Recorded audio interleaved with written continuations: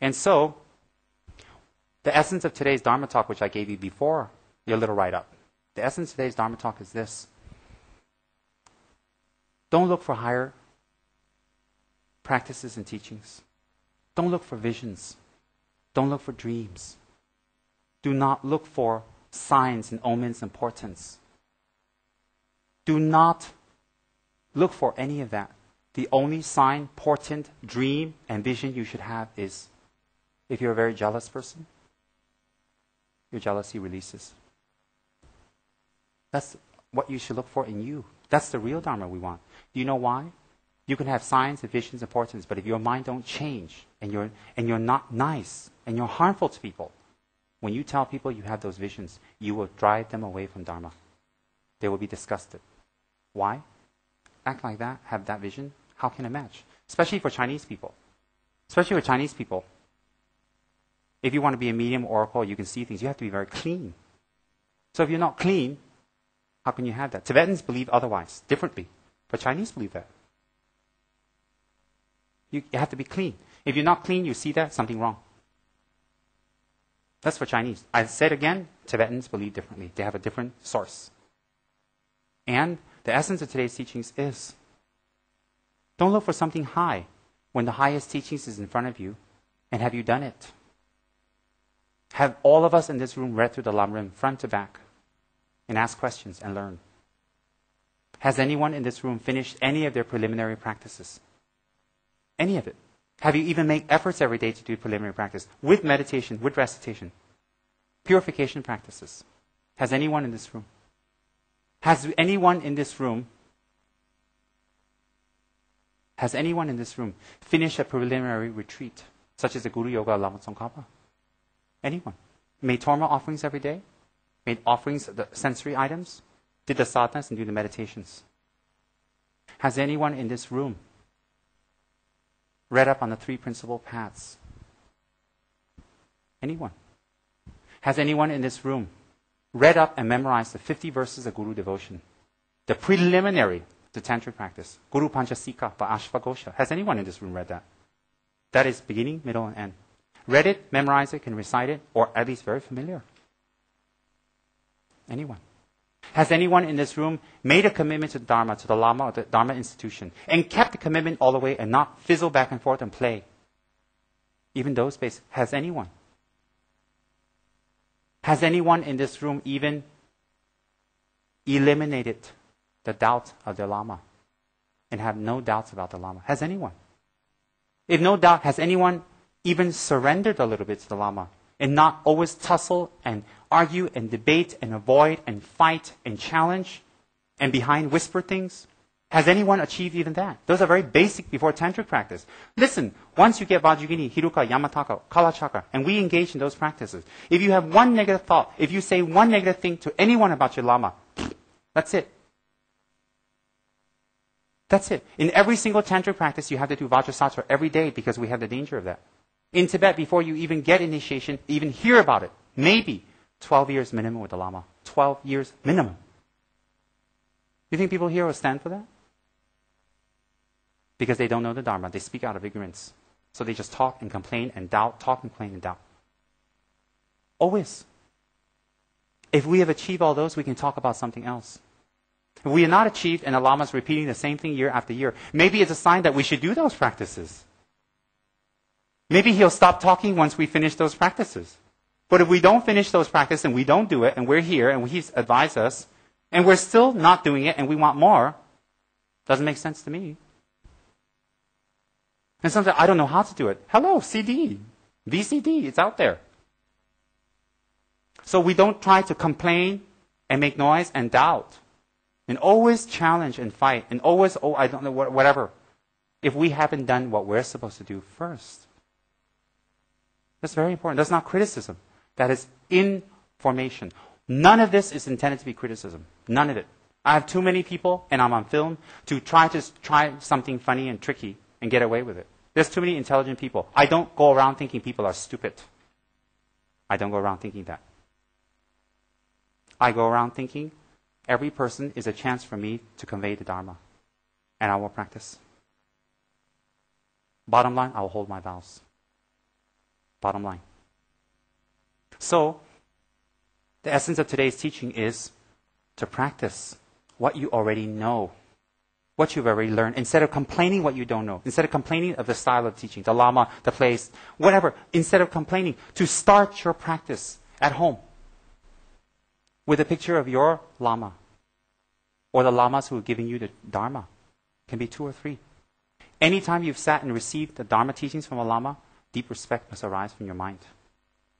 Whether you consider that person a root master or not, automatically that person becomes an important person for you on the path to enlightenment. And if you have a Lama, you visualize the Lama giving you Dharma, go in together. And if we have many Lamas, in my case I have 14, it's a little difficult. So it's easier if I visualize Kebje Saramji, all of them dissolve, or Lama Tsongkhapa, all of them dissolve. And if we have doubt in even one Lama we receive teachings from, we create obstacles on our path. And if we dare speak against the Lama, or fight against the Lama, or talk against the Lama, and the Lama is sincere toward us, and has given us gifts, and Dharma, and help, and love, and assistance, and advice, if we go against the Lama, or his institution or people, it shows us what kind of people we are. We will not be successful. Harm will come our way. Why? If we keep doing it, someone won't take it out there. Someone will get us back. Eventually, someone will get us. The karma will build up. They'll scare us, threaten us, show things about us that we don't know, that other people don't know, threaten. You have to think. Those never mind. And the karmic repercussions, very strong. The essence of today's teachings, and none of my teachings is to criticize. My teachings are based on Buddha's teachings, experience, and examples of what I hear locally, of what's happened. And I'll take that example and I'll mix it together with Dhamma and give it to you. So some of you feel it applies to you and I'm targeting you. You're wrong. I don't target. When I hear or see something that is not right, I give teachings. Why? To let knowledge flow into the person's mind with prayer, with compassion, so that hopefully this time they hear, they transform. Not to strike out, not to hurt, not to embarrass. Why? There's no benefit. But to compassionately teach them, explain, based on the Dharma, what they've done. And to tell them that wrong and right logically. And, treatment, remedy, antidote. So how can we give these? We have to look around the people we know. And we hear this, we know this, we understand this. Sometimes, we understand. So we take that into Dharma and we mix it together and we explain. And some people who have very big egos, or they cannot face themselves, they feel it's a target against them. It's not. Why would I target 1 or 2 people? What benefit do I get? If I want to be their friend, I can get angpaos if I'm nice to them, right? Target nice things to them. So if I'm nasty and target nasty things, I'm not going to get angpao, right? Isn't that my motive in Malaysia? Get angpao what? So no benefit anyway. No benefit. No point to target, no point to embarrass, no point to shh. Sometimes lamas have to use very powerful, extreme methods to cut and stop someone's karma. Very powerful and very direct. Rarely does a lama do that. Rarely. When extreme cases. Why? Out of compassion. Out of care for the evildoer and the ones being done to, that they both don't receive negative karma. Because you can see, you can tell, you know. Out of compassion. And there's no other motive. No other motive. So people who stay with their lama a long time, if it's a real lama, not a clown, not a street kid from America, not a loser, a real lama, if you stay with them for a while, you observe their qualities shine through. Because in the beginning, or how they manifest to you, will be what you need. And this goes for every person who sees this tape, who is with their lamas in their own centers, in their own traditions. So people who are followers of His Holiness the Dalai Lama, sometimes they'll think negative things about His Holiness. I've heard people say that. And eventually they see his golden qualities of a bodhisattva. Some people will travel around with His Holiness Drikung Gyamgun Rinpoche and think negative thoughts in the beginning. Even they're high, they sit on a big throne, nothing. Their minds are transformed. And some people can be with a simple geshe, with some simple, not meaning like, no big title. Simple doesn't mean he's low, no title. Can be with their geshe in the center, in the west, or in the east somewhere. Many geshes from Gandun Sera Drikung travel the world and teach. And they think, he doesn't have a big title, he's just a man like me, he's a monk, he has some knowledge, I don't have to respect him. Wrong. Because he may have a name of a geshe, He may not have a high title, but it doesn't mean he hasn't attained something in his mind now. Doesn't mean that. And then those of us who follow teachers that are renowned, that you can see the result of their holy practice. You can see the result of their prayers and their hard work. And we should have faith and respect. His Holiness Dingo Khyentse Rinpoche, the great Nyingma Master. His Holiness Kyabje Chujang Rinpoche. We should know what they're about and understand the Dharma, then we can check on a low level.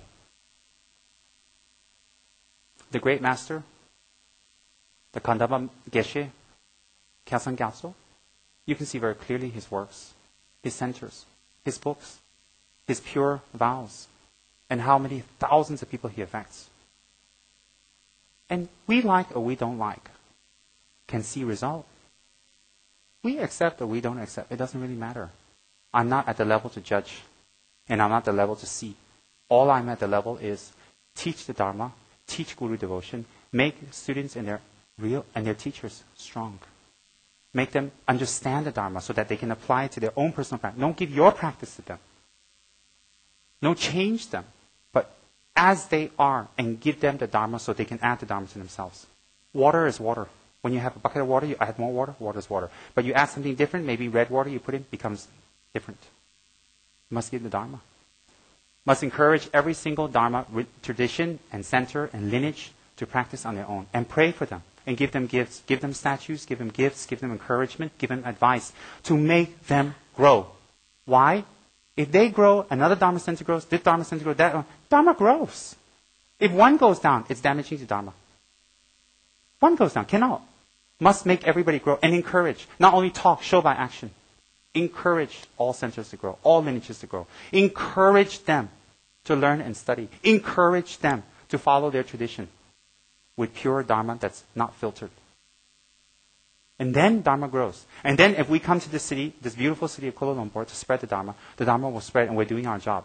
You see, not everybody can follow my tradition. So if I think that, I'm ridiculous. It's illogical. So if I say, oh, you don't follow mine, everything is wrong. Ridiculous. Oh, don't follow that, mine is right. Come here. Cannot. If another person develops negative thought about their Lama, or you influence them, and they go away because of that, whatever centers or practices they do, they cannot gain attainments.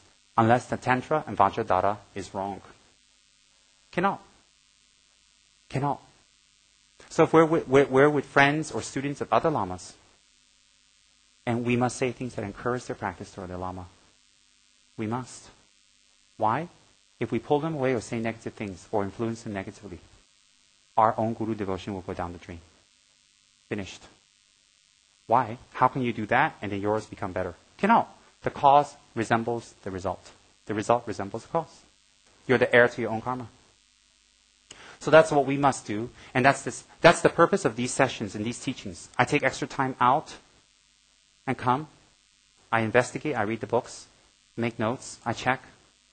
I get my people to Xerox or whatever for you, so that you can sit in a comfortable, nice room and learn. Everything's easy. Everything's convenient. Now what we need to do, instead of wanting more learning, or this learning, or that learning, or this is not good, that's not good, what we know, do. What we know, do. So if you want the holy Vajrayogini practices in the future, you better finish your preliminaries. Until you finish that, all of us who already finished that, maybe we won't get it in the end of this life. And if you say, oh, I'll get it from the Lama, get it. No problem. I don't feel threatened or scared, because I know the cause, I know the practice, and I know the result. And if you get the result, come and let me know. You have to check. Be precise on Dharma. Don't be wishy-washy and just read here and here and tell people this and this, and you're not sure. Be precise. Be clear. And you yourself hold your vows. And your body, speech, and mind, in any situation, must exude or emanate out of compassion. Must emanate out of pity and compassion. Whether it's fierce, whether it's gentle, whether it's awkward, whether it's weird, whether it's controversial, whatever actions you do must exude and come out of the compassionate mind. Otherwise, no effect. No effect. To develop this compassionate mind, at first, the 4th preliminary practice is to wipe away the stains of previous lives. First, and every day do our sadhanas, our Lama Tsongkhapa Guru Yoga. And the mix them us very well. And then whatever practices and then to clear away obstacles daily for ourselves. If we are in good samaya with our Lama, that samaya, you do any protector, no use. Oh, don't think, this Lama didn't give me this protector. So if I do this one, this came from that Lama, but I don't like him, no effect. The minute you say something negative about the Lama, all your practices go down, no matter what you think. Unless the Buddha is wrong. So after you finish your Lama Tsongkhapa Guru Yoga, in order to free yourself of obstacles and negative mind and doubts and going the wrong path, then you propitiate your personal Dharma protector. Whatever Dharma protector your Lama has given you, you follow. No one dare criticize. No one can say anything. That's you. It's you. No one can say anything. If another High Lama says that practice is wrong, then another High Lama can say your practice is wrong. Then it never ends. Never ends. I don't care how high the Lama is. Nobody in this world can criticize another Lama's practice. Nobody. Then if you say, this person's wrong, that person, you can be wrong too. Then where does it stop? Everybody's wrong. Then nobody practices. Whatever your practice, whatever your lineage, whatever your Lama has given you, you do it with full confidence. And you do it with compassion. And you ask your Dharma protector to clear the obstacle that cover your mind, that distract you from Dharma and doing positive actions. And pray for the long lives of your gurus and masters. Pray for the leaders of this country to have health and excellence, the government to grow and to be happy, and no natural disasters here. And pray that negative kind of spirits and problems, not just you, doesn't affect anyone. And if you do that every day, and you have your samaya clean with your Lama, anybody wants to do anything to you, you don't need lengthy pujas. You can even throw rice and dispel the obstacle. Very simple. And if some people think, I have to be in the presence of that person to throw rice. Oh no, don't underestimate the Lamas. They don't have to be with you or in your room to stop obstacles and problems. Never underestimate. Some Lamas can put out fire by doing meditation in a distant place. Lama Yeshe was well known for that. His Tumo practice, Narochutuk, the 6 yogas of Naropa. Very famous. Lama Tsongkhapa mastered that and elucidated and taught on the 6 practices. And that's according to that's related to the Vajrayana Tantra and higher level. Some Lamas can put out fire not even being there, but they will never show you. Some Lamas can heal people who've fallen from high buildings. I've seen Geshe Turim Gyaltsen do that in America. I'm sorry, made me know that, saw Geshe Turim Gyaltsen do that. Where one of the students were cleaning something on the upper part of the center and fell flat on the pavement. Don't know what happened, flat on the back. And everyone was worried, and he's not moving and all that stuff. And Geshe came out, what happened? And they told him, Geshe, don't worry, it's be okay. And he was laughing, he was joking. He put his hand on the person's face, just like nothing. The person woke up. He's just a simple Geshe. Oh, no. I've seen too much. So don't underestimate a real Buddhist master. Don't underestimate a person who's come from lifetime after lifetime after lifetime to benefit others. Do not underestimate. Ever. If you do, temporarily you may win. Ultimately, you will lose by the power of your negative karma. So enlightened beings in Tibet, enlightened beings of this tradition, or highly realized beings, or people have very strong karma, affinity from many lifetimes of practice, they can just focus on the person and do prayer. That's all. Nothing anybody can do. Isn't the Chinese tradition, Mao Song, isn't it the most powerful magic? People believe. That's what I was told when I first came here. And if you have the most powerful magic against you from Taiwan, Mao Song, mountain magic, I guess that's what it's called. The only tradition that can counter that is the Tibetan tradition. That's what they tell me. I've had many cases of people coming and telling me that. Then why me?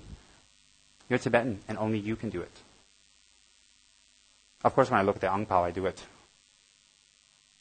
With me, it's always Ang Pao. And if I get $5, I take my blessing back. If I get $6, I give the blessing to them. Oh yes, even in the Chinese, they believe that. Why? Because the highest set of teachings from Lord Buddha, the Tantras, were carried to Tibet and they were not destroyed. They went to Japan, they went to Korea, they went to China. All these great countries practiced, but in time it was lost. So Tibet is not higher. It's just that Tibet is isolated. They didn't have a chance to lose it, and they practice. It's not Tibetans are better. No. No. So this type of practice only comes from Tantra. Very powerful. But let's not worry about all that. Let's not think about all that. That's why your lamas give you protective practices to protect you. Those people who use protective practices wrong, it will go reverse. Always. Definitely. And to do your Yidam practice. In this case, simple. Lama Tsongkhapa. What's more superior than that? What else do you need? And then we should have Lama Tsongkhapa, and we should do our 100,000 prostrations. Every day we should do a few, 100, 200, every day and mark it. Even one day you're sick, you cannot do 3, minimum. Every day. Get the teachings on it. I've taught it so many times. Don't wait for Rinpoche to teach again. You study, you read up, and you look to see. Then you come and attend teachings if you want. Then you know something. You don't come to teaching 0. Like in college, you have to know, read up.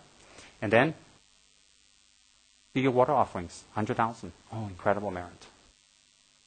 And do your Vajrasattva's correctly with meditation. Minimum 100,000. Minimum. Do your mandala offering. I don't know how. Read a book. Look at the CD. And then when you're pretty good at it, and you're unsure, then you request for teachings. And then the Lama explains. You don't make the torture the Lama and teach him 25,000 times, and you haven't read up on anything. Oh, I don't know. Teach me. After I have to teach you, you don't do. What's the point? No point. So if we do that, we'll see changes all around us. It will affect people around us. Definitely. Then?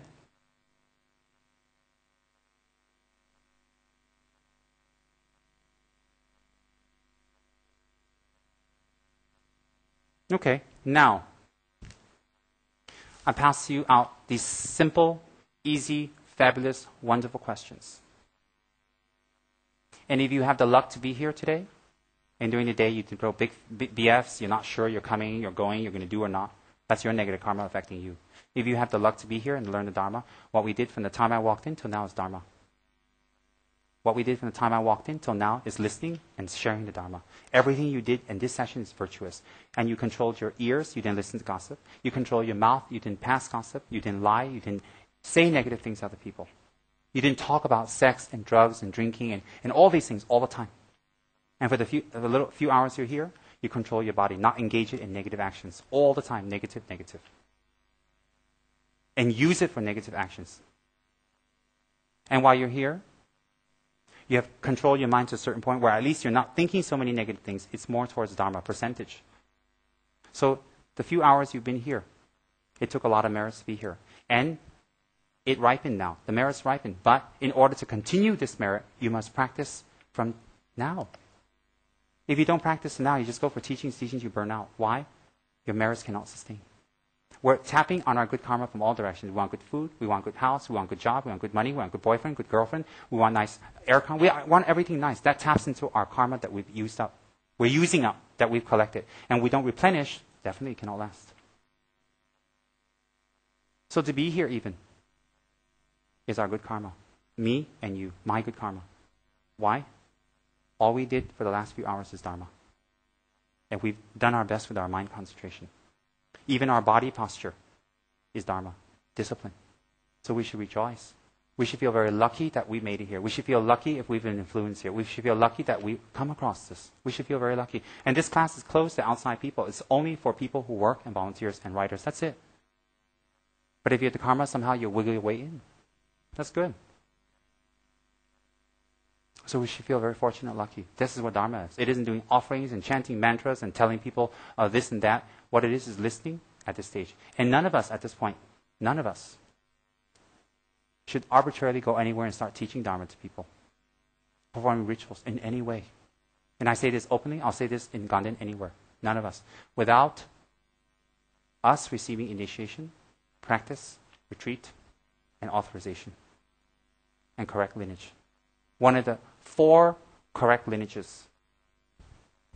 Nyingma, Kagyu, any of the 16 lineages of Kagyu, Sakya, and of course Gelugpa. So if our lamas and teachers and the practices were not received directly from any of these lamas, indirectly, there will be doubt. Why? These practices All these come from Tibet. It all comes from Tibet. So at this point, it hasn't transferred to other countries fully. Not fully. It will in the future. In the future, you don't need directly go Tibetan lineage master. You don't need. At this point, need. It hasn't reached that point where it's completely infiltrated into other practices and done well. So we're going to do any of those practices, rituals and tormas and fire pujas and mandalas and initiations and divinations, and we want to do all these kind of things that we love. Make sure you have authorization from a direct lineage holder. Direct. If you don't, and you do it, the consequences are severe. And what are the consequences? It is said at the beginning of any Tantra text, you read at your own discretion and danger. Why? When you do these practices unqualified, without retreat, you create the karma that in the future you can never receive these practices. Never. Cannot. And anyone giving false practices, you will be able to go there very fast. That will be the karma. If you don't believe, read the tantric texts. Read the text written by Lord Vajradhara. What he says about Tantra, the preliminaries. You read. I dare not tell you anything that you cannot check out. Because I know there's a lot of people around who are capable of checking up and searching on the net and saying, "You're wrong!" And you know, I don't want one of these people wearing funny shirts saying I'm wrong and make me lose face. So I don't dare say anything here on film. Anything that is incorrect. This is going on the internet. All over. Don't you think people write nasty letters in if it's wrong? Of course they will. They write nasty letters when it's right anyways. I'm not going to do that practice. Do it yourself. So I don't say anything's wrong. If you're wise, you will listen to what I say and you will follow. If you think no better, let's see. Read up, check, investigate. Let's see. I'm confident in what I say. Confident. My lineage, my practice, my Lama is confirmed. My teaching here is not my will. It is sent by lineage holders. I am ordered by Ganden, by Khyentse Rinpoche, by the protectors of Ganden to go. It's not my wish. If I had my wish, you guys know what my wish is. Let's not repeat it. So, I'm here. I better give accurate information. I must.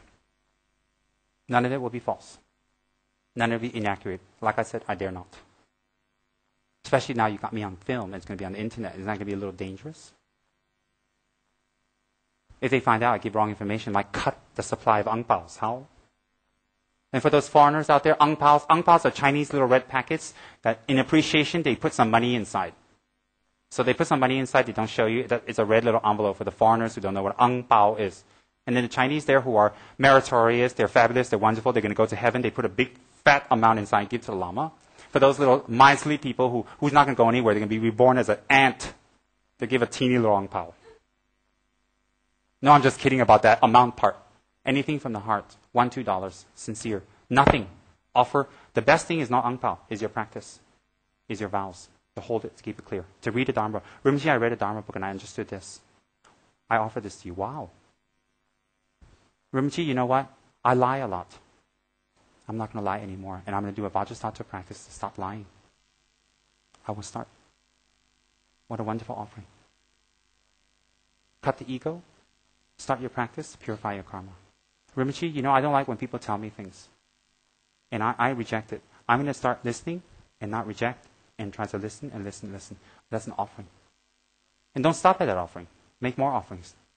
See, the ang paos I want is practice.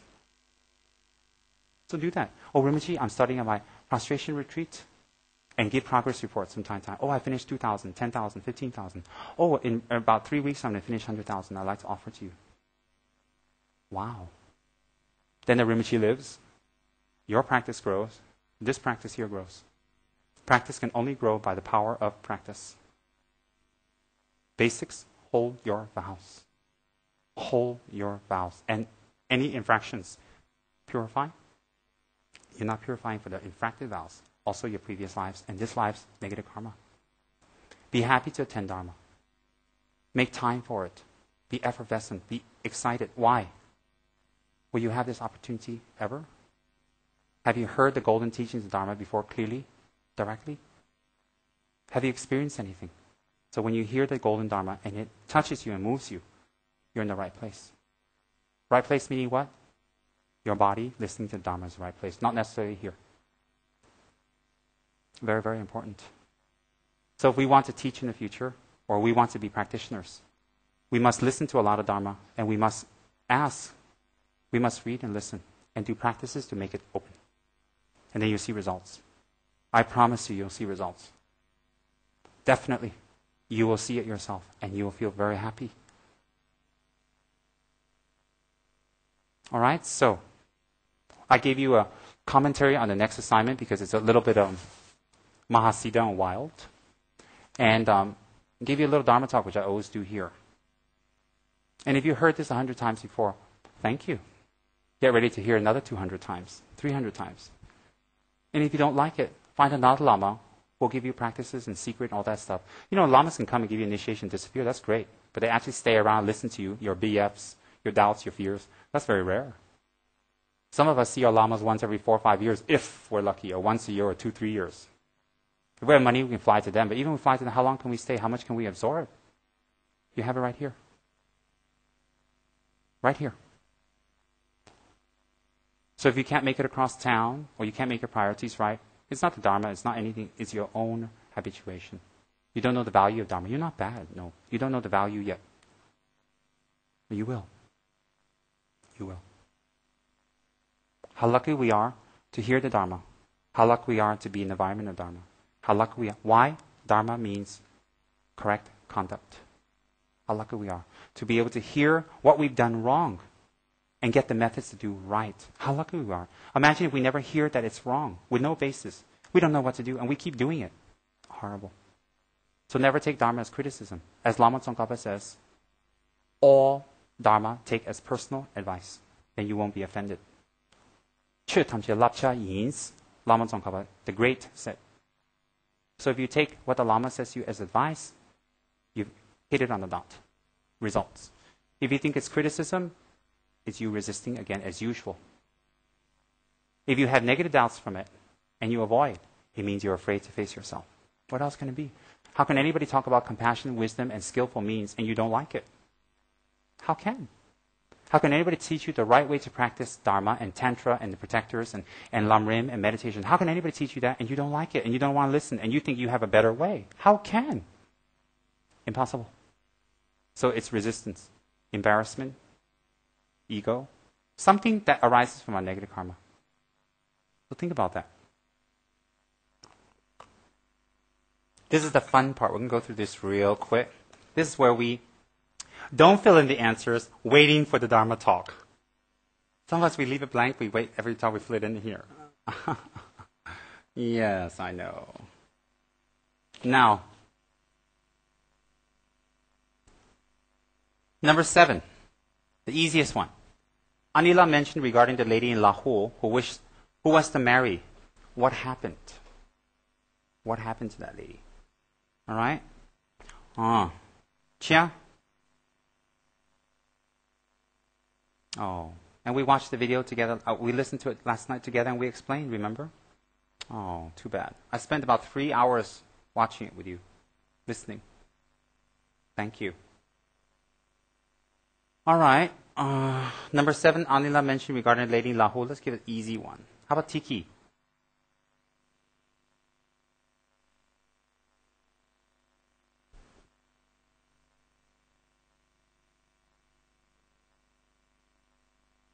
In India, when you shave yourself bald, it means a death. Very inauspicious. You don't get married if somebody dies. Very inauspicious. Go ahead.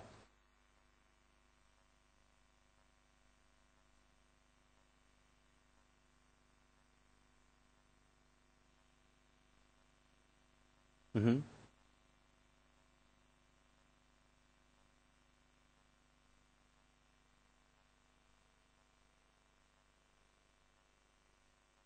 Correct. So this inspired Anila too. Yes. So the tradition, that particular meditation tradition is not lost. It was very inspiring. She said she's a bright, beautiful, wonderful lady. And it just didn't have any opportunity. And she says any guy comes in, like beggar, male, just come in, they stuck into retreat because it's a place for males. So this is not fair. So she wants to start this tradition. Very easy. Not complicated. See, not a trick question. Not a trick question at all. All right. Number 8. If we know the Dharma, but we see our habits not change. What is wrong?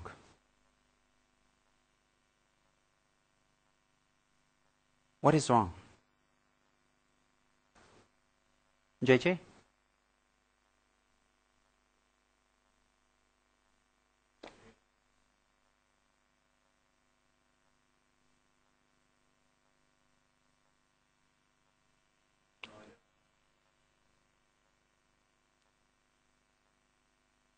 Remember the question? If we know the Dharma, yet our habits not change, what is wrong? Remember the question? If we know the Dharma. Not a trick question. Think about it carefully. Yes, go ahead, JJ.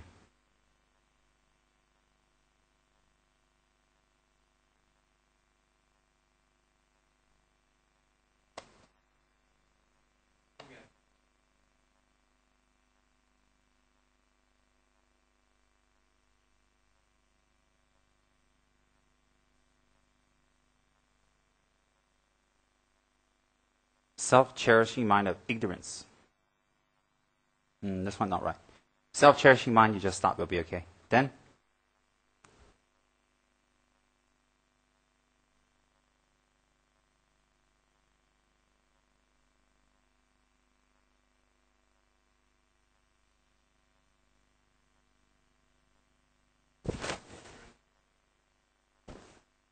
If you know the Dharma, how could you be ignorant?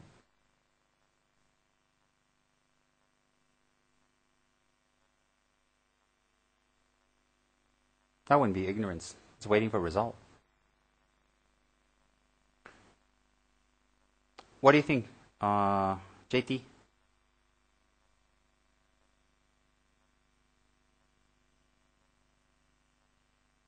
Very good.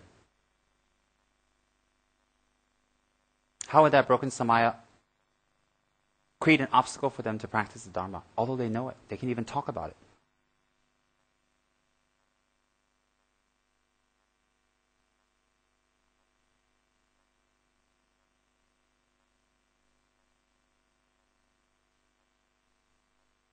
So he hasn't cleared his karma.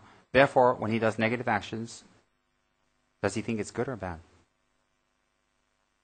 Or no care? Very good. Very, very good. Very good answer. Very precise. No big words, simplicity and straightforward. Very good. And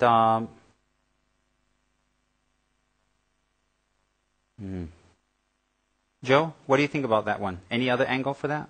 It isn't only just one.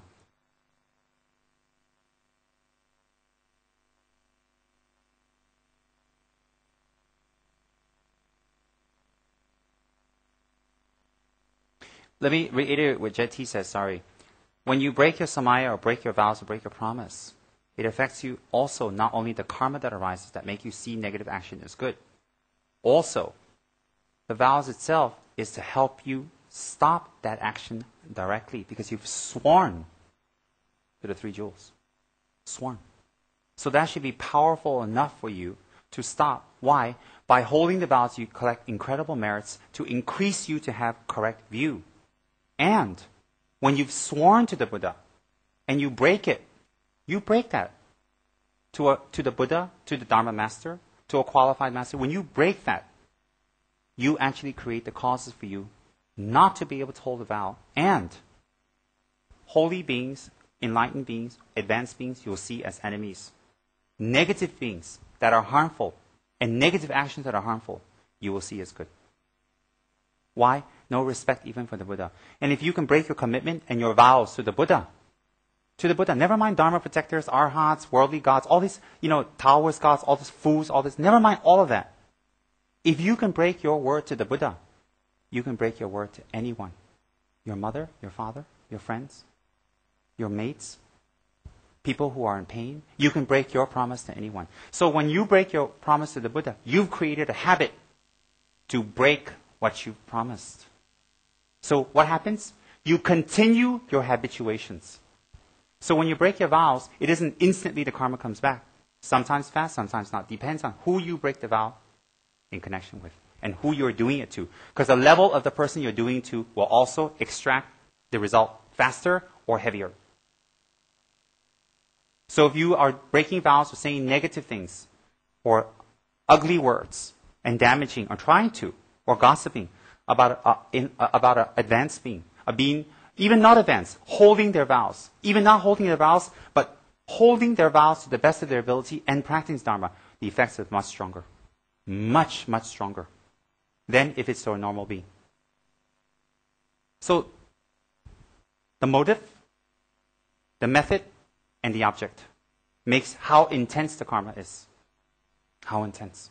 So we have to be careful. That's why we respect Dharma masters. That's why we respect monks. That's why we respect our guru. That's why we respect other people's guru.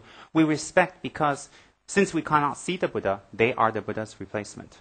Since they are the Buddha's replacement, if they're holding their vows and they're practicing, you can see, obviously.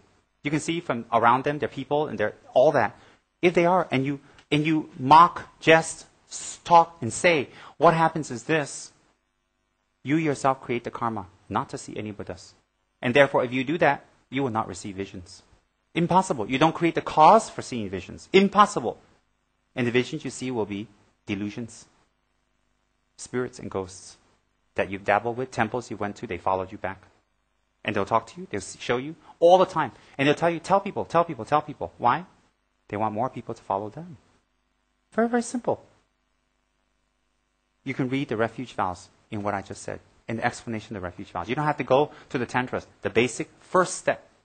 Read that. Sorry. Do you have another angle to add?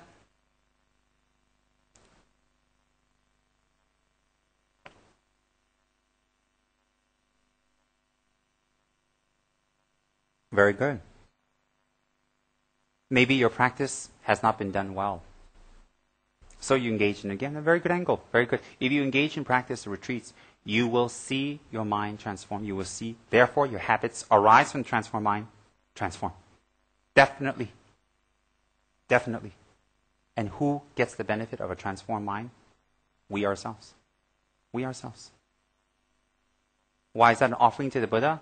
That's the reason the Buddha spoke and opened their mouths. Why is that an offering to your Guru? The effort that your Guru puts into you. Advice, talk, teaching, center, place, help, financial, everything that the Guru does to you. What do you think the Guru wants from you? For you, your knowledge of Dharma to increase. If your knowledge of Dharma does increase, you always reward the Guru back with failures and not doing, and always problems and difficulties. And what karma do you think you receive?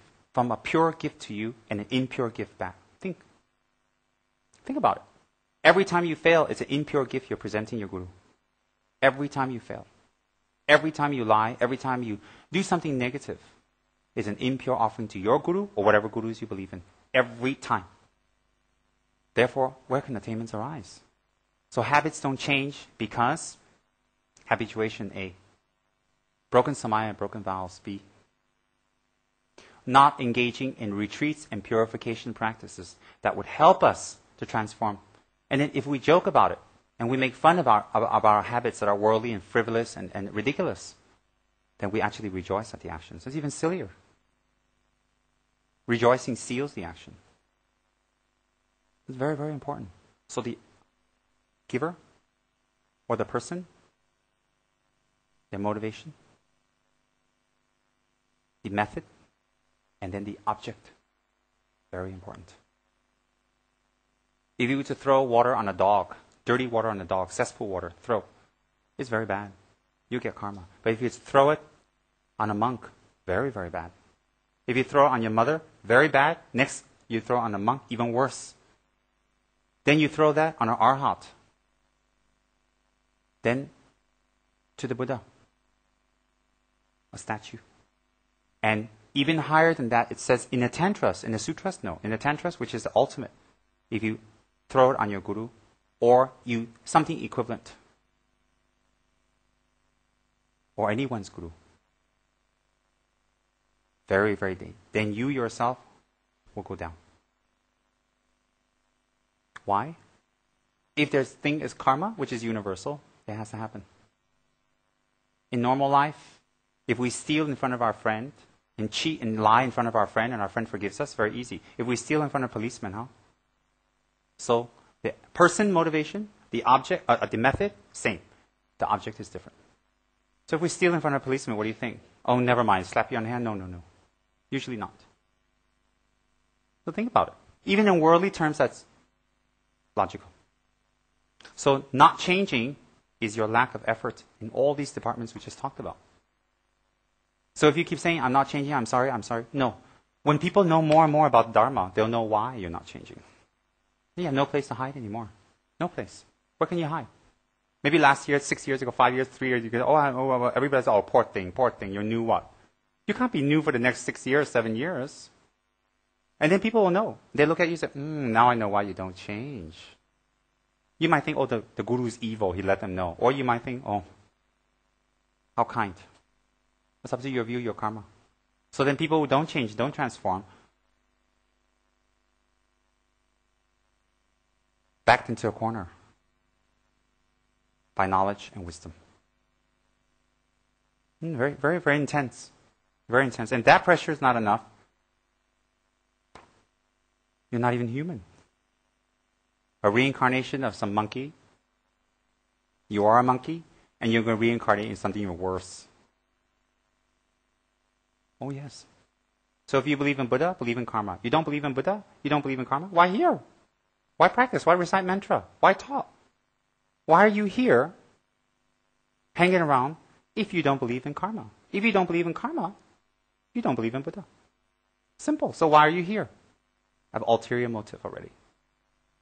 And that one people will see. So you have to transform. Worldly ways, middle way, high way. Worldly ways is to get along better, to have good things happen to you. The middle way is that you get personal happiness. The high way is enlightenment. High method, high way, enlightenment. Up to you, whatever motive. The fact is, we have to transform. Number 2. Is karma fatalistic? A planned map that that cannot be changed? Yes or no? And explain. Is it a planned map? Is it planned? Is it just that's the way it is? There is no fatalistic means that's it. Even you go to fortune teller, what do they say? That's it. Is it? Henry, what do you think?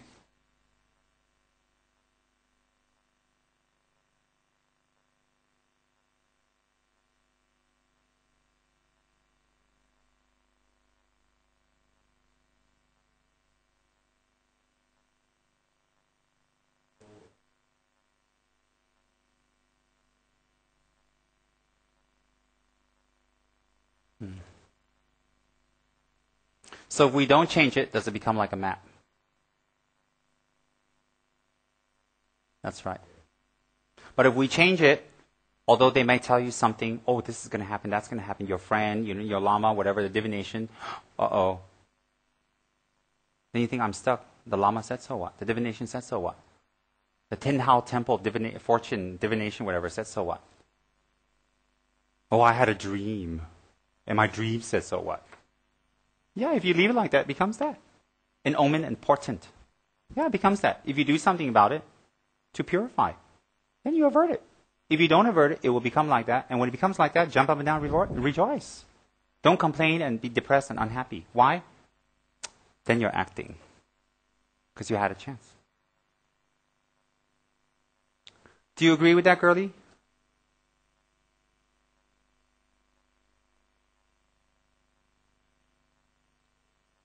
Okay, then, if our karma is not fatalistic and it can be changed, let me ask you something. A person who believes in karma, would they complain about life and the difficulties around them and the problems and about people? Would they? If they really believed in karma, would they tell everybody they're a loser? Would they tell people they can't? Can they tell people they have too many obstacles? Can they tell people they don't have time? Can they tell people that I didn't achieve because of my bad karma? We hear that all the time. Is my bad karma what? Very easy to hide. So if we really believe in karma, and it's not fatalistic. Fatalistic in Mandarin? Okay, if it's not that, then can we run around blaming the world for our problems? And if we still blame the world and blame the people and blame our situation, blame our bad childhood, blame, I lost my mother and therefore I'm lonely and that's why I grow up to be a serial killer. If we blame everything and we use that as an excuse for people and we say we like Dharma, then you don't believe in karma. If you don't believe in karma, you don't believe in Buddha. If you don't believe in Buddha, what are you doing? What are you doing? So if you give you a little sad story about your childhood and therefore it justifies what you're doing now. If you blame someone at the center and that's why they're evil and rotten, that's why I don't want to. If you say that they caused this, they caused this, they caused this, you blame other people. And you use that as an excuse. Then you don't believe in karma. Because karma is not the map. It's not fatalistic. It can be changed. So if you keep complaining, keep talking, and keep failing or making excuses, poor me excuses. Give a poor little face, the cute little face which doesn't last. And lame excuses. And always fail. And then someone will ask you why. It's my karma. So people who understand this teaching about karma, they're going to debate with you back. Is it? So let me give you a simple question. If your map is planned and your karma is like that and your fate's like that, why even practice Dharma? You can't be a Buddha because your fate says you're going to hell. Why even practice? Why be here? Why recite mantras? Why have an altar? Why pass pictures of your guru, your lama, your center, your prayers, all that to the whole planet? Why? Since your karma is set, so if your karma is not set, you do something about it. If your karma is set, okay, you just don't do anything. But you can't be sitting on the fence, in between, not this way, not this way. Illogical, if you know Dharma and you know karma. So simple, so basic, but we didn't know that.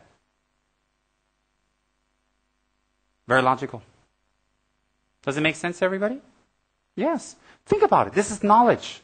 And if you trust and you believe and you understand this knowledge, logically, belief and trust comes up. When belief and trust comes up, it propels you to practice and propels you to control yourself and hold your vows. The whole reason of listening to karma is about holding your vows, which is a blessing and letting us know what is right and wrong. Very clear. Very clear. That's why if you know the Dharma, listen to a Dharma tape or read the Dharma, you know even more. If you don't know Dharma, you look at it, it's on face value. That's all. So can we come, from now on, now that we know this, who here believes in the Buddha? Raise your hand. Who here from their heart believes in the Buddha? Good. Who here from their heart believes in the Buddha's doctrine, the Dharma? Who?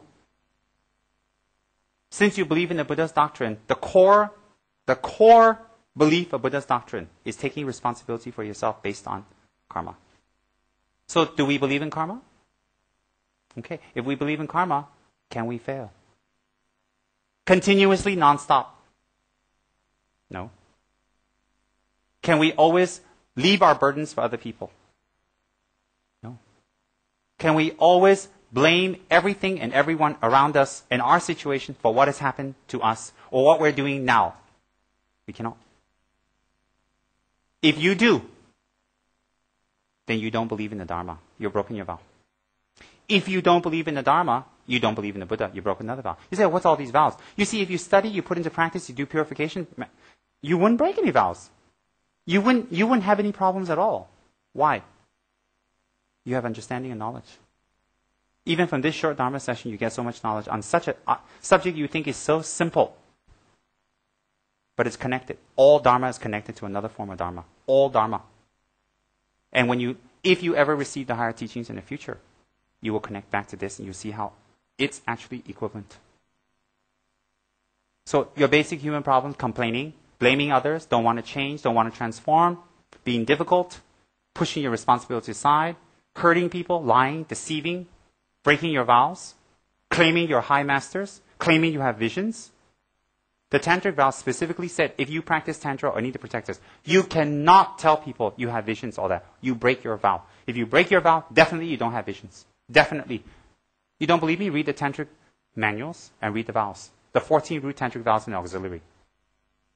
Read the 18 bodhisattva vows of a tantric practitioner and the 46 auxiliary. Read it. It's right there, clear. So if you know the Dharma and you study Dharma, when someone tells you a lie, you know how to debate back. You cut everything off. If you don't know the Dharma, you're always sleeping and you don't pay attention, then when someone tells you BS, you follow it. Why? Because you yourself put effort. So the sum up karma is effort. It gives you hope to become better. It gives you hope to improve. It gives you a clear, logical insight on how we can become better and improve. Very logical, very clear. So if you complain again, like that, you don't believe in the Buddha, Dharma, and Sangha. If you blame others, clearly, something so simple is so deep and it penetrates our lives. Believing in karma means taking responsibility. Believing in karma means changing. Believing in karma gives us hope.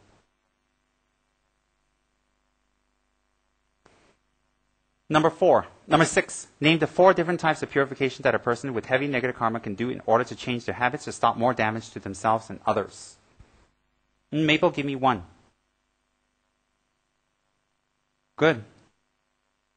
Mr. Ngao, give me another one. Very good. Vajrasattva what? Very good. Another one? Tashi? Very good. The last one, Fat Monk?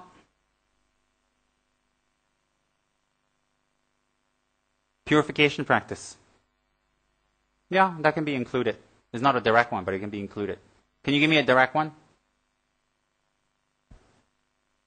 What? What's Guya Samaya? Oh. Yeah, very good, Samaya Vajra. Samaya Vajra is a deity that purifies your broken commitments of Tantra and to your Guru. Because it's very heavy, the karma. Very, very heavy. You usually think, but I have faith in my Guru. I have his picture on the altar. I make offerings to him. That's not your Samaya to your Guru. Your Samaya to Guru is don't lie. Don't say harsh words. Don't say words that divide friends, divide people, separate them. Don't say words that deceive.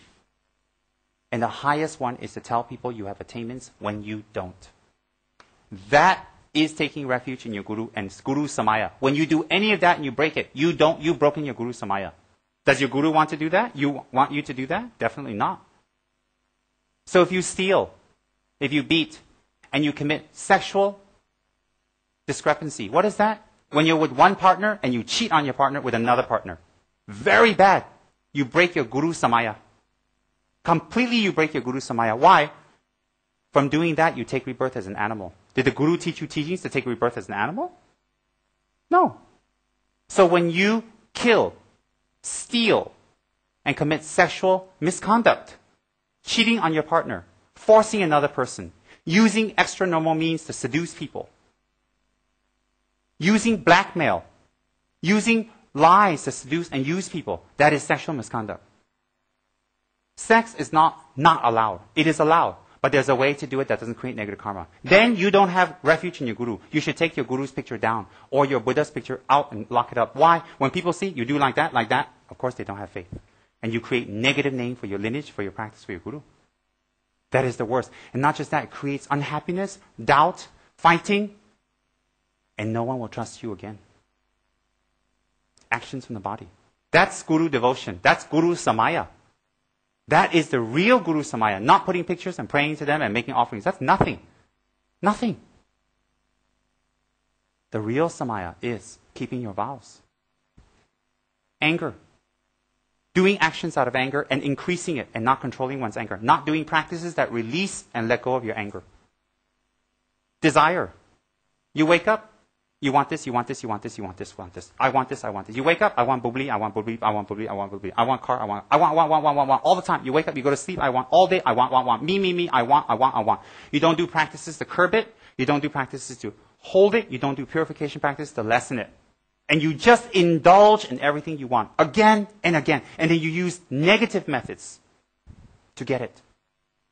You've broken your samaya of the mind. To your Guru, to your Yidam, to your Dharma protectors. Broken. That's the real samaya. That is the real samaya. Don't BS people. Don't BS yourself and fool yourself. The real samaya is holding the refuge vows and offering that to your Guru every day. At the end of the day, you think, yes, I've held it. And then you think what I've done wrong, and you do meditations. If you regret, really regret, and repent. If you really regret, repent, you won't do it again. If you say, I'm sorry, you do it again and again and again. Your practices will be ineffective. No 3 jewels will support negative action, good or bad. Impossible. Then,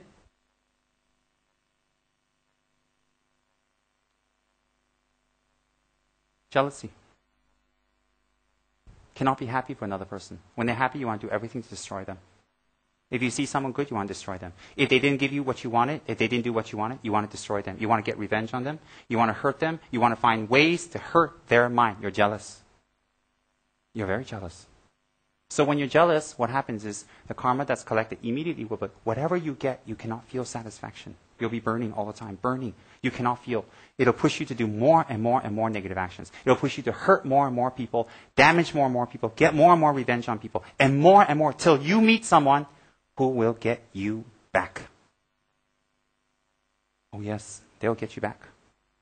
Don't always think that what you see is what you get. Some people, they have powerful connections.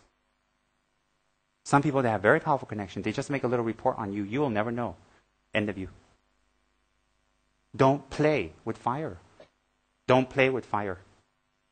Some people have powerful connections here and there. And you may have hurt 20, 30 people and they don't know anybody. But you will definitely run across someone that will get you back. Why? Not everybody out there is soft and nice or stupid. Oh, definitely. I've heard of cases where people looked at people's wives and they're, just look. They just go to a place, look. The people will send people to break their legs. Broken. And some more go to harass their mother, harass their father, and scare the old people. Many times I heard, they don't come to me, they go to my parents. They make me lose face, my parents worry, they don't know what happened. They go to my parents. I've heard many cases before. You can ask Cha. He's with me all the time through these interviews. Many, many times. For years now I've been listening. And I tell the people, they say, how do I get them back? Give me some magic seafood. Give me something, protect me. How? Compassion and forgiveness, huh? Some leave, some listen more. Why? Their anger, their jealousy. Jealousy creates all your harm. So when you're jealous and you let it go and you don't do things to cut it down, to control yourself by vows, commitments, holding something sacred, you believe in your Guru, you believe in Buddha, you believe it, you hold your vows, that will cut down your jealousy. If that cannot, and you create harm for yourself, by karma, it will definitely come back. And that karma will manifest in someone in the future, hurting you, getting you, blackmailing you, cursing you, spelling and hexing you. Always. I know from experience. It's not something I just read. Be careful. Cut down jealousy, all that goes away. All that will go away. Definitely will go away. And they do purification practices. Real ones. I promise you, you'll be light. You'll be very light. I promise you. And you'll have wonderful dreams. We'll talk about another time. Real dreams that are indicated in the scriptures for normal people like us will experience. Of purification. So be careful. Don't bring harm to yourself again and again and make your mind unhappy and worry and covering yourself. Don't bring harm to yourself physically from people who one day will get you. They won't tell you. Very quiet. And don't bring trouble to your family. Be careful. If you love them, you will stop doing negative actions. The karma will come. You think about it. You think about the logic. Jealousy is the cause, not people. Jealousy makes you do actions that create you harm. So those 10 vows that we have, 4 of the speech, 3 of the mind, 3 of the body, those 10 vows are what we promise Lord Buddha. Very simple. And you know what? Even you don't take those vows, we should follow that anyway. Because if you don't follow that, I didn't take the karma, so I didn't take the vows, I don't get negative karma. Don't be ridiculous. I didn't take the vow not to kill, so if I kill, it's good karma. What? I didn't take the vow, Nini, you took the vow, so no, you took the vow, it's heavier karma. But still, if you kill, it's very bad karma. Some people come like that. I didn't take the vow, what? I'm safe. I look at them and say, oh my God. I just think of them in debates. Take it seriously. That's why I say it's all interconnected. That's why I like to give very simple teachings that tell you the broad spectrum of the Dharma, how it's interrelated. So if you can practice this, we'll talk about something more. You want Vajrayogini teachings? Sure, I can give it to you. Are you qualified to get it? Are you ready to get it? Do you have the foundation? If you don't, Lama and disciple both go to somewhere with no aircon. Very simple. And to read Dharma texts, secret tantric practices without permission, and not initiation, you create the karma, you can never practice that and get results. Never. That's why there's a seal on it. It's not secret because you're not allowed. It's secret because it'll be always secret from you because you don't practice well. That's why it's secret tantra, secret mantra. Name the 3 types of laziness Lord Buddha identified and described as clearly by Anila. Name the 3 types of lazinesses. Bama?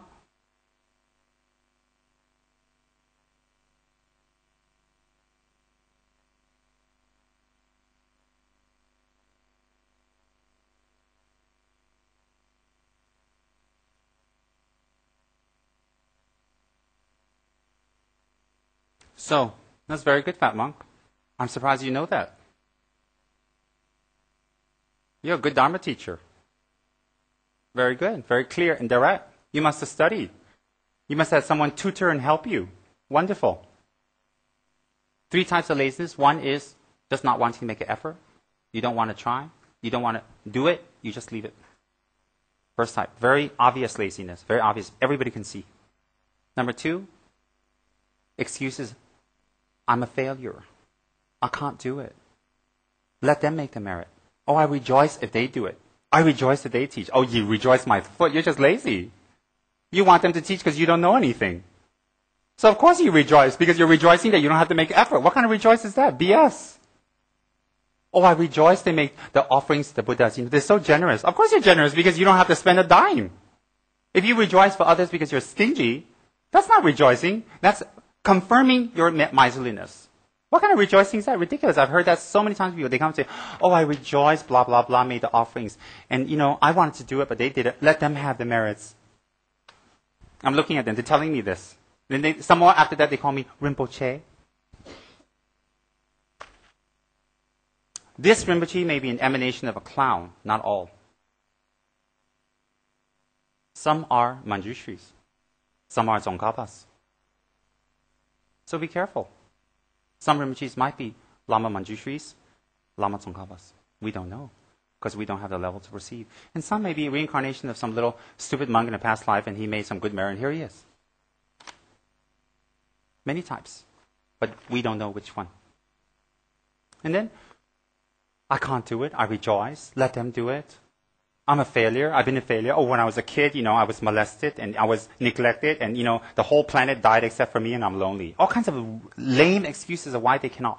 So they use that over and over. It's to distract your mind to show you they're actually quite selfish and they rather have you do it. They don't want to make an effort. That's pure laziness. Pure. And third one is what, Femma? Oh, from 7 a.m. to 9 a.m., I'm going marketing. Wet market. From 9 a.m. to 11 a.m., oh, they got their plans perfect. And if you go, they're always looking at the clock. If you go beyond the clock, they give you a black face, they throw a BF. From 9 to 11, guess what? They're going to be at the film shop and they're going to develop pictures. And then from 11 to 12, lunch. 12 to 1:30, they take a nap.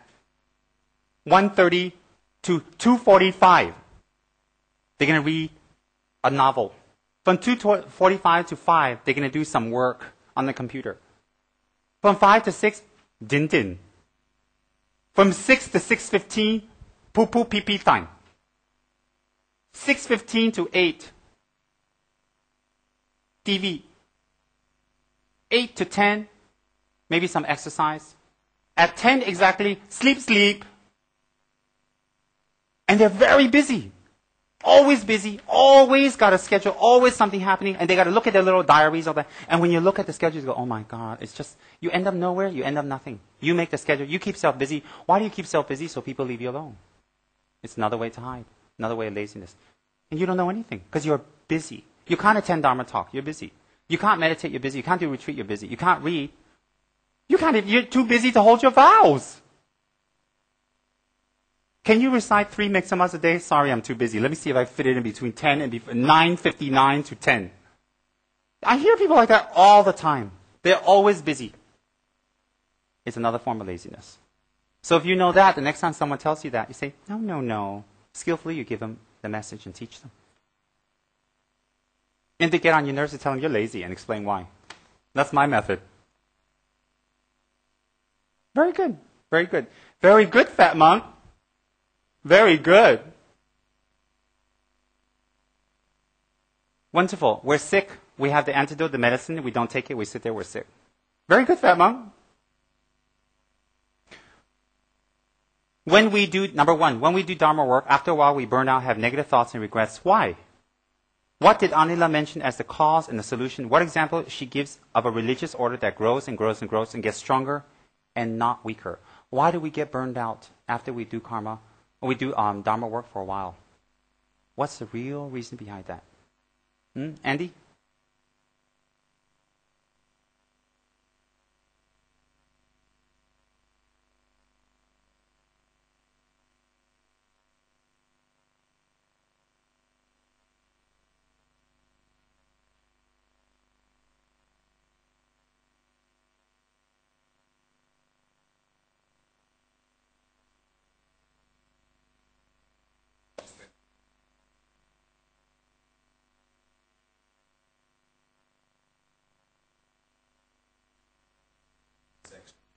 A contemplative sect.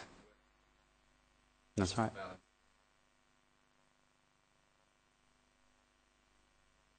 Which is? Correct. Yes. Yes. Anything to add to that, Paris?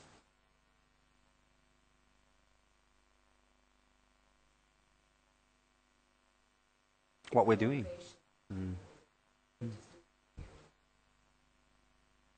Just burns out. Very good. So if we don't study the Dharma, we don't know why we're really doing it. We just say it's good, good, Dharma, Dharma, we do a lot of people drop out. Then they get disappointed.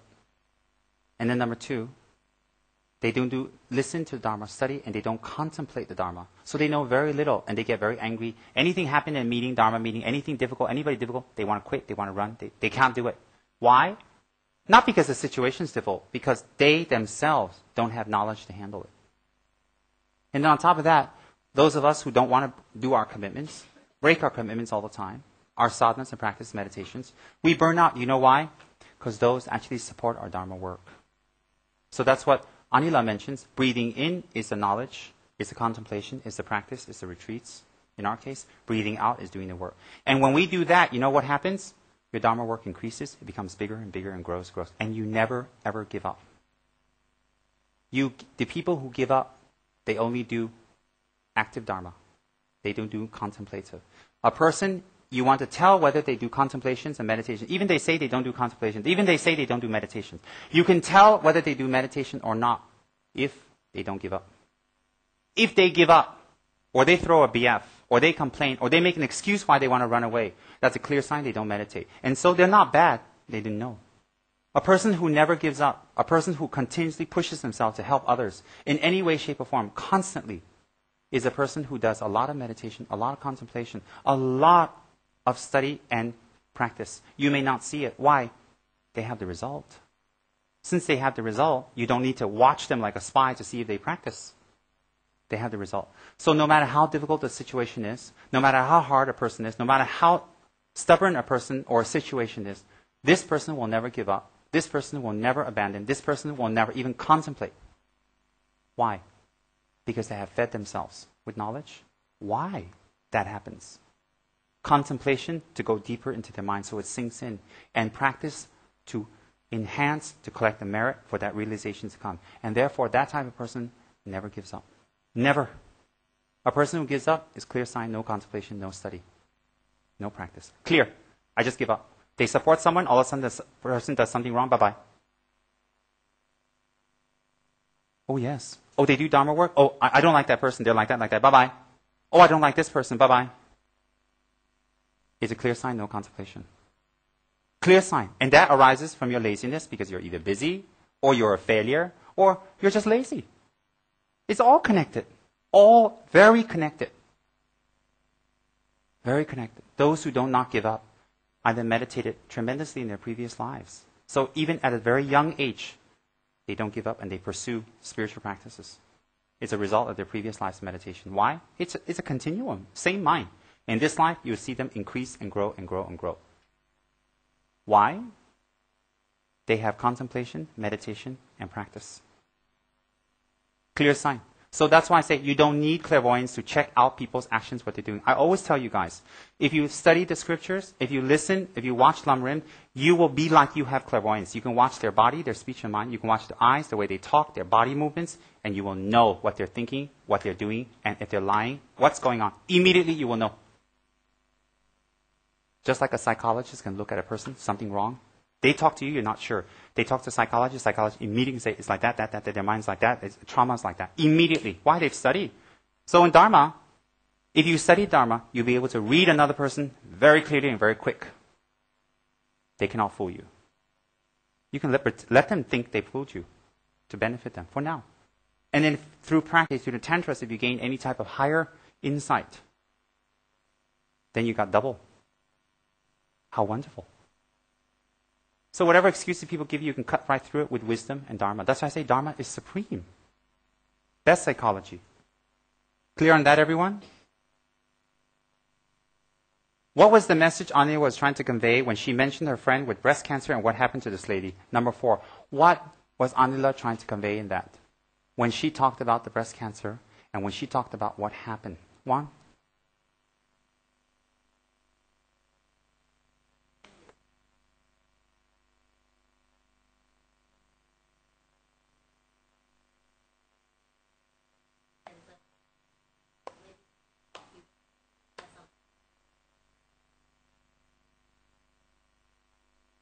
This life, she didn't do anything bad.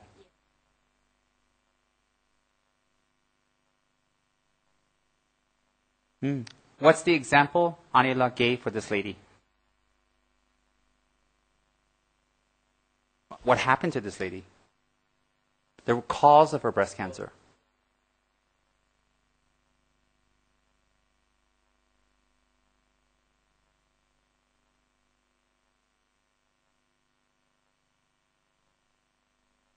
Correct? She was immediately. She had a deja vu or daydream or day vision, and people have that. That is really, because it's a memory from another life. She was a soldier in the Crusades wearing a mail, steel leather, steel protection. And she had a spear, and she caught the enemy, and she had a spear at the heart of that soldier, and the soldier pleaded with her, or him at that time. And with the eyes, please, please, and she had a choice to do or not do. And she had thrust the spear in the heart. The minute she did that, immediately she had pain in her breast. Because people ask, why this life? I have so many problems, I'm good, what? When they don't understand karma, they blame, they become depressed. Yeah.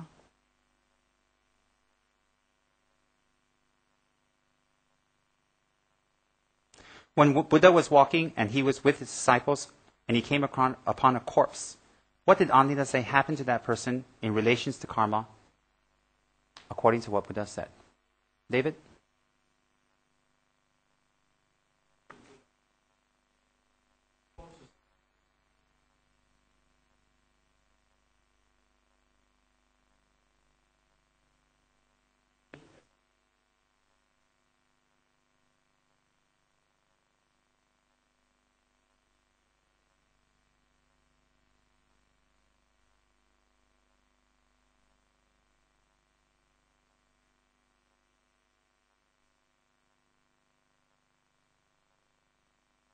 That's right.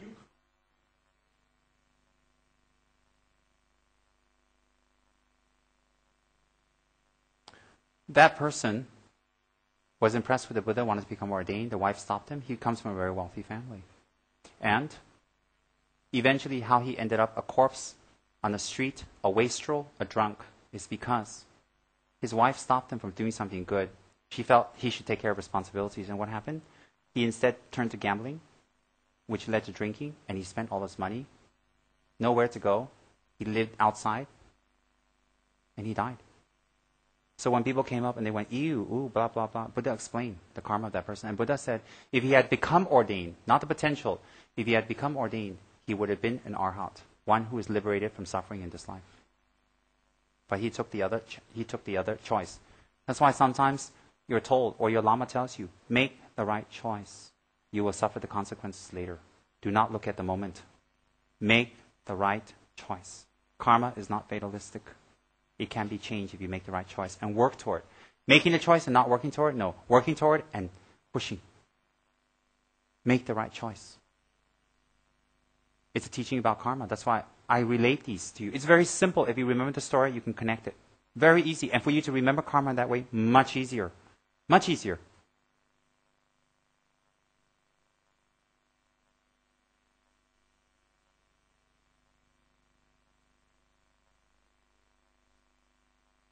And the last one.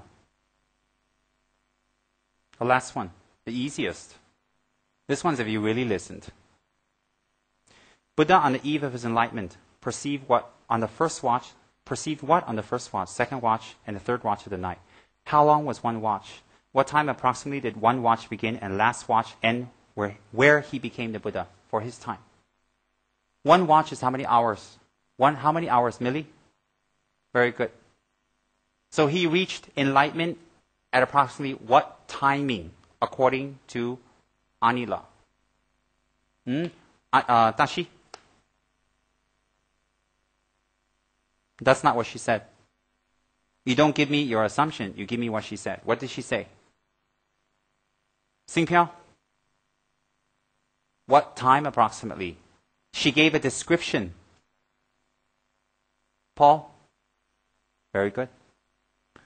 Buddha finished his meditation to become enlightenment at the third watch just before dawn. So if watch is 3 hours, we would have to assume he attained enlightenment around 6 a.m. approximately.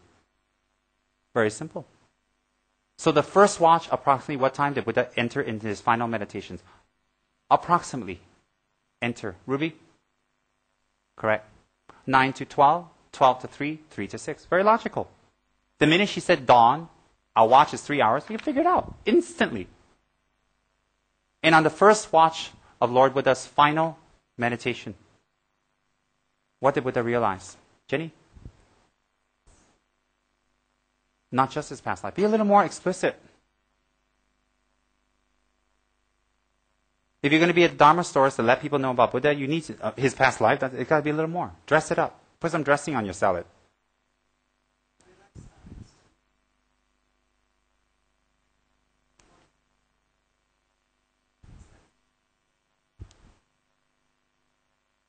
Paris? Anything to add to that?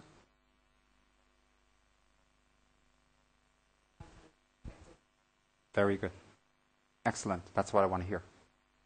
He perceived the karma of himself, what he created, the result, how he experienced it, and how the world and the system and the universe in relations to his existence in it and the interdependence. That's a little heavy, but everything how it's created. Himself, and we're talking about billions and billions and billions and billions of years. So in a few minutes, he can realize that why, on an absolute level, time is irrelevant. Why? We can have a 5-minute dream, but it seems like we were in that situation for 5-6 hours in our dream. We go, oh my God, that was so long. We go, oh, it's only 5 minutes, what? So time is relative to experience things. When you have knowledge and wisdom, and you're using your subtle mind, as in the case of your dreams, you can see things very fast and quick, very quick. People who do meditations, you always look at them and say, oh, they're very fast, huh? They're very sharp, huh?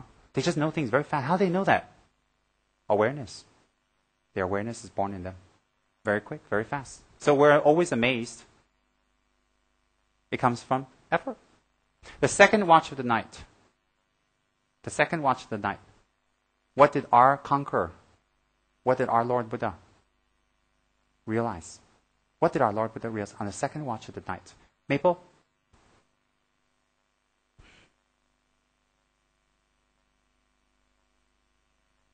Not just his own, correct?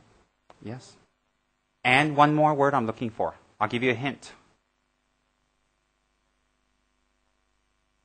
Very good. So on the second watch of the night, not only was he able to perceive his previous lives perfectly, without obstruction, he was able to perceive all the lives of every single sentient being in samsara. Imagine that simultaneously at once. Their cause, their appearance, their suffering, what they went, what they made, what they did, where they were born, everything he can perceive perfectly. And therefore, when we believe in higher levels of powers, example, a Dharma protector who takes trance and gives you advice will always be different than a worldly god. Always. Why? They can see unlimited. That's the qualities of a Buddha. Very clear. So when we consult a worldly god, the advice will always be different than if we consult a Lama's divination or a Dharma protector. Always. Why? You get short-term and long-term. One is unobstructed. One is limited. Both can be good motivation, both. So if we go to soothsayers, we go to fortune tellers, we do that, very dangerous. Why? Their wisdom and their able to see is limited due to the fact they're not a Buddha. They don't have unobstructed view. And Buddha saw everybody's and his and the interconnectedness of himself and all of us, how we're interconnected. Unobstructed, past, present, and future. He has that type of mind. Therefore, we can take refuge. The third watch of the night. The third watch of the night. What did he realize, Millie?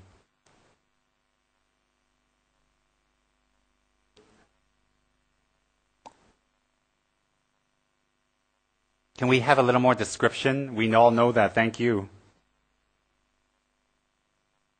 I already mentioned it. So simple.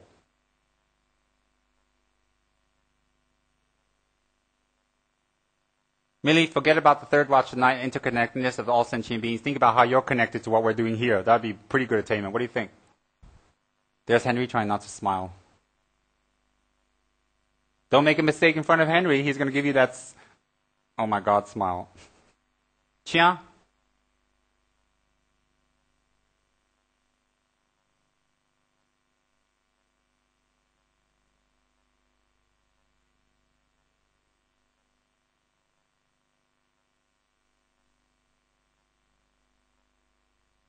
Very good. And in that way, when we harm each other, or we've done harm, the person we've harmed in the past, some lifetime ago. And the person we're harming now, they will harm us again.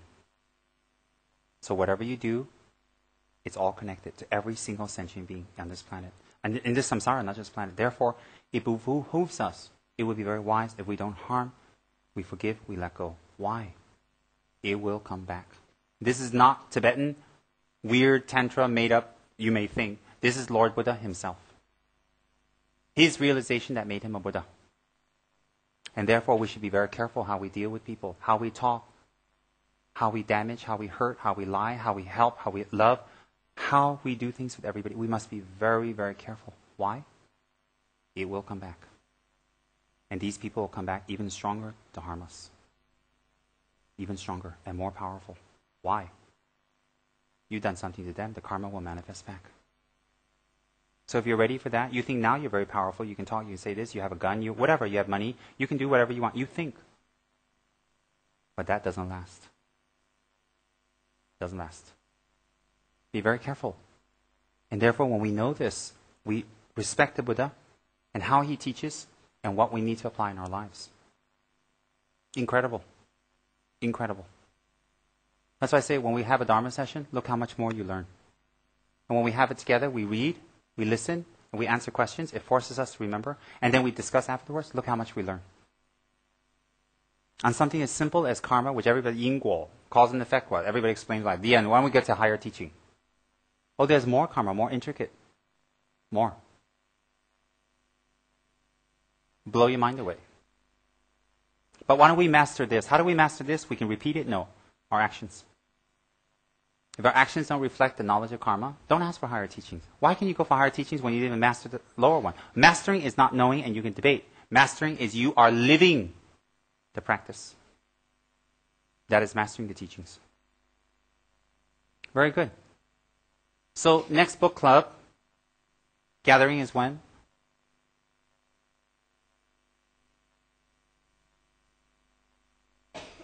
Oh, 1 o'clock. Shock, shock. What's today's date? Very simple, 1 month.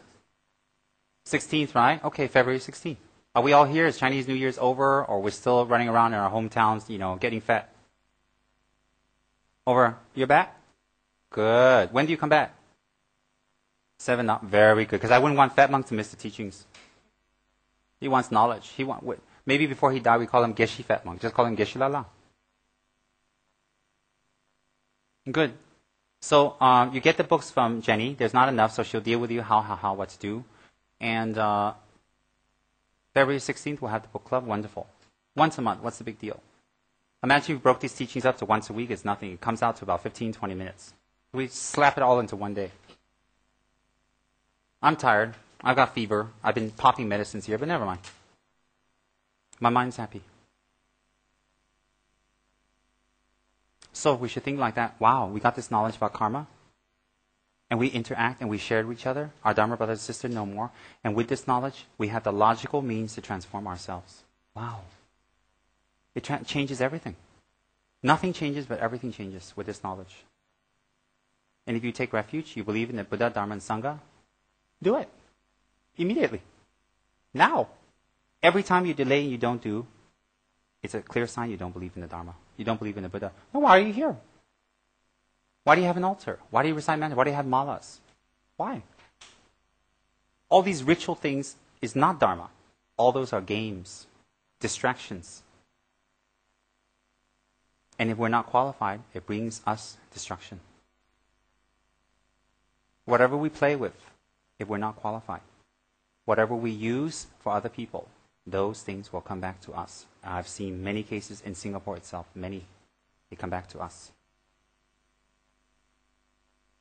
I have some bombos who give up their bombohood. They stop doing it. Why? The spirits attack them eventually. They come and see me. They attack them. Can you imagine? After 20, 30 years, they get it. Incredible. What I've seen. No point. Study the Dharma. Practice Dharma. Hold your vows. You don't have vows? Hold your vows anyways. Be kind. Cut your jealousy. Have real Guru devotion. And then you see your lives transform. The purpose of a Lama is to give you teachings and to elucidate, to make your mind clear. The purpose of you listening teachings is to transform.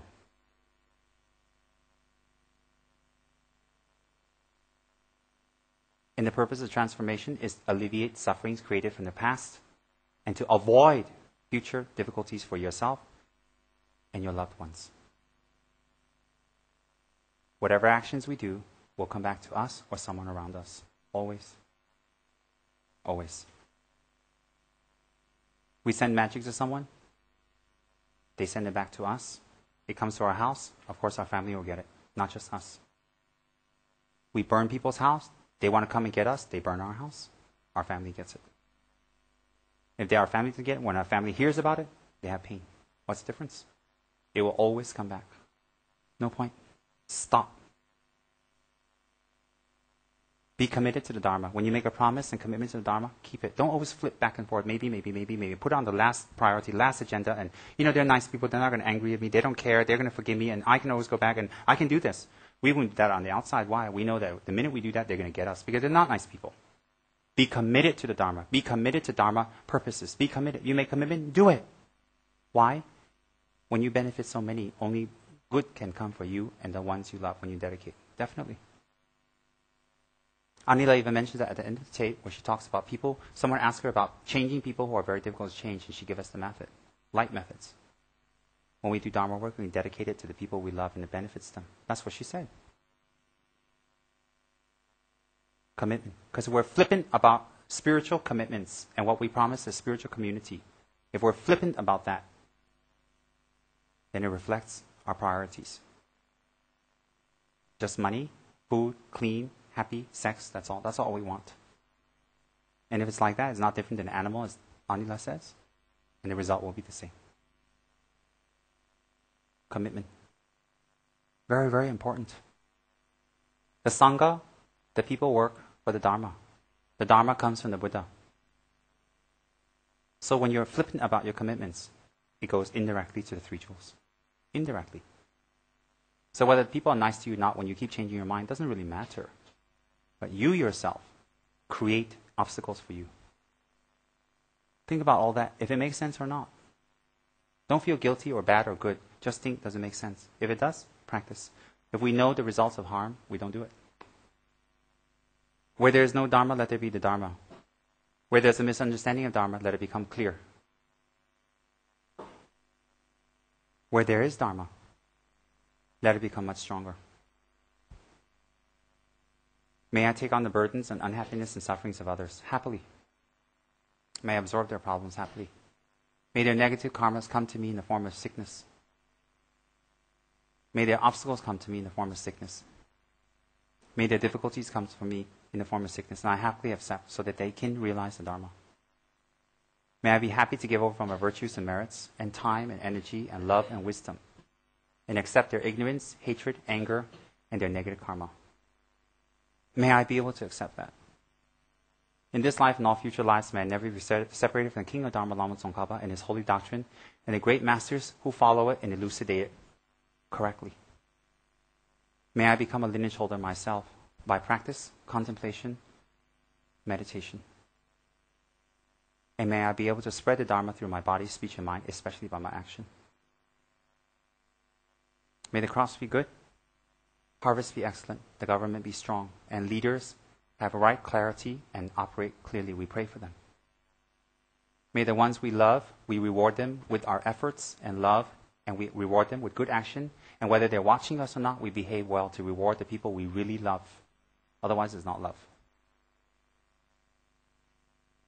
May we be able to suffer difficulties for others happily.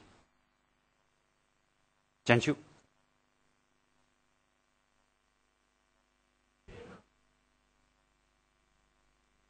Tony.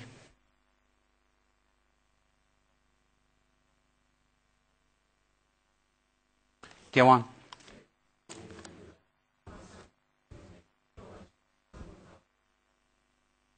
취지자보.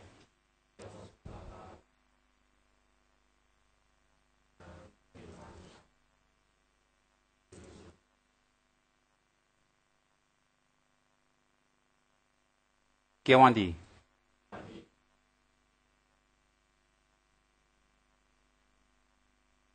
Gyewan-di.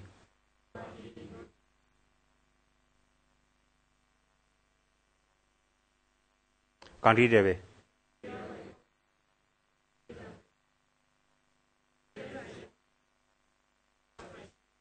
Tenjuji. Wonderful, wonderful, excellent. I rejoice for your effort, I rejoice for your reading, and I rejoice in your learning, and everything I rejoice. Excellent, wonderful, wonderful. You've made use of the past 4 or 5 hours positively. And many weeks of negative karma positively. Trust the Buddhas. 100% commit to the Dharma. And be a Sangha. What's a Sangha? A person who takes the Dharma, realizes it, understands it, at any level, and benefits others. Be a Sangha.